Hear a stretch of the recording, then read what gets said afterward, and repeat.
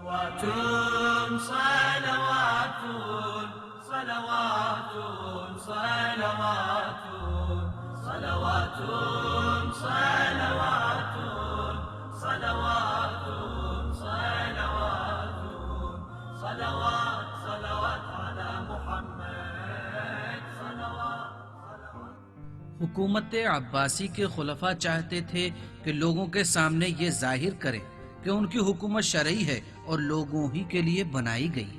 اسی وجہ سے وہ لوگ ائمہ اطہار کو اپنی مجلس میں جمع کرتے تھے اور ان کے ساتھ بحث و تکرار کرتے تھے، اور جب بحث میں ائمہ سے ہار جاتے تھے تو انہیں زندان میں ڈال دیتے تھے اور انہیں بہت اذیت و تکلیف دیتے تھے اور پھر انہیں قتل کر دیتے.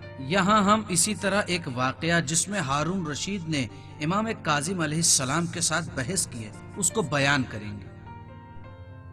اے موسیٰ ابن جعفر، کس طرح سے آپ لوگ ہم سے بہتر ہیں جبکہ ہم دونوں ہی خاندان عبد المطلب سے تعلق رکھتے ہیں اور رسول اکرم سے نزدیکی کے معاملے میں بھی ایک جیسے ہیں. امام نے فرمایا ہم رسول خدا سے قریب اور نزدیک ہیں، تم لوگ نہیں.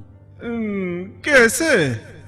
امام نے فرمایا کیونکہ عبداللہ اور ابو طالب ایک ہی ماں باپ سے ہیں، جبکہ عباس رسول اکرم کے چچا ہیں. جس کی تم نسل ہو وہ عبداللہ اور ابو طالب کی ماں سے نہیں تھے، اور اسی لیے عباس ان کے سوتیلے بھائی کی حیثیت رکھتے ہیں. کیسے دعویٰ کر سکتے ہیں کہ آپ وارث رسول خدا ہیں جبکہ ابو طالب پیغمبر اکرم کے چچا جو امام علی کے والد تھے رسول خدا کی رحلت کے زمانے میں فوت ہو چکے تھے، لیکن عباس پیغمبر اکرم کے چچا اس وقت زندہ تھے اور اسی لیے عباس کو رسول اکرم کا وارث ہونا چاہیے، آپ لوگوں کو نہیں. امام نے فرمایا حضرت علی علیہ السلام فرماتے ہیں جب تک صحیح اولاد موجود ہو تب تک سوتیلے بچوں کو چاہے وہ عورت ہو یا مرد کوئی ارث نہیں ملتی.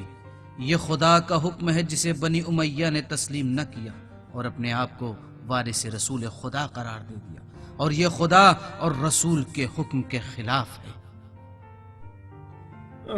اے موسیٰ پھر سے بتاؤ تاکہ سمجھے اور جانے. امام نے فرمایا رسول خدا نے ان کے لیے جس نے ہجرت نہیں کی ہے کوئی ارث مقرر نہیں کیا ہے. آپ کی اس بات کا آپ کے پاس کیا ثبوت ہے؟ امام نے فرمایا خداوند عالم قرآن مجید میں فرماتا ہے جو بھی ایمان لایا ہے لیکن ہجرت نہیں کی ان کا رسول خدا سے کوئی حق نہ ہوگا. اور پھر پیغمبر کے چچا نے بھی تو ہجرت نہیں کی. موسیٰ، کیا آپ نے اس خبر کو ہمارے دشمن تک پہنچایا ہے اور کیا ہمارے علماء اس مسئلے سے باخبر ہیں؟ امام نے فرمایا نہیں. آپ کس طرح سے دعویٰ کرتے ہیں کہ آپ لوگ نسل پیغمبر سے ہیں جبکہ پیغمبر کا کوئی بیٹا ہی نہ تھا؟ کوئی بھی نسل بیٹوں سے آگے بڑھتی ہے اور آپ ان کی دختر کے بیٹے ہو کہ پسر کے بیٹے نہیں. امام نے فرمایا خداوند متعال قرآن میں فرماتا ہے حضرت عیسیٰ گزرے ہوئے انبیاء کی نسلوں میں سے ہیں، جبکہ حضرت عیسیٰ کا باپ کون ہے اے خلیفہ مسلمین؟